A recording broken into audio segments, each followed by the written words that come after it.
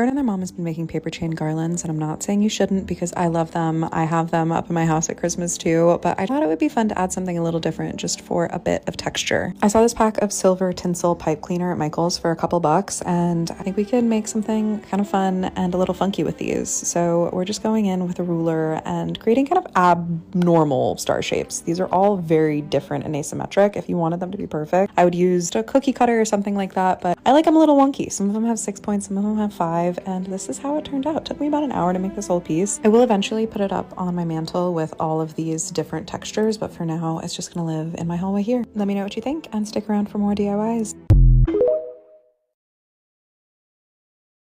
Here's how to make garland out of your scrap fabric. First, create a pattern by tracing out the shape you want on a piece of cardboard or paper. Make sure you add seam allowance and then cut out 2 for each of your garlands, bonus if the fabrics don't match at all. Sew your fabrics together, right sides together, and leave a 1-inch gap that is not on a point. You'll use this 1-inch gap to turn your fabric inside out. There's no aesthetic way to show this, by the way.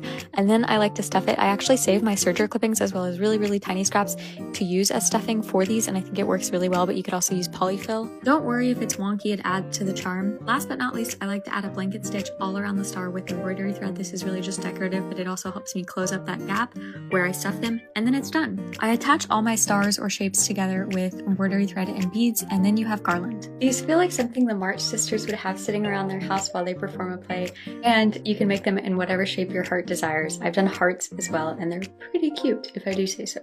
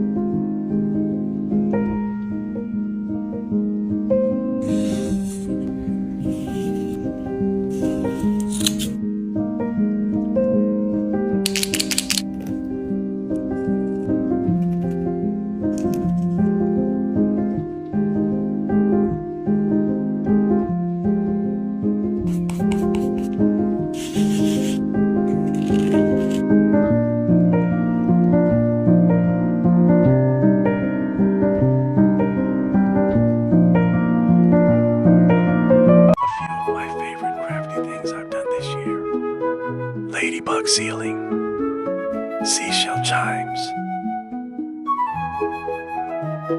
Beanie Baby taxidermy, apple shelf, apple shelf, apple shelf,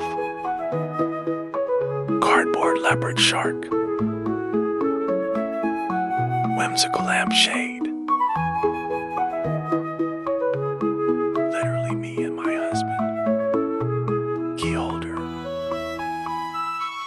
family print portrait, decorations that are so magical.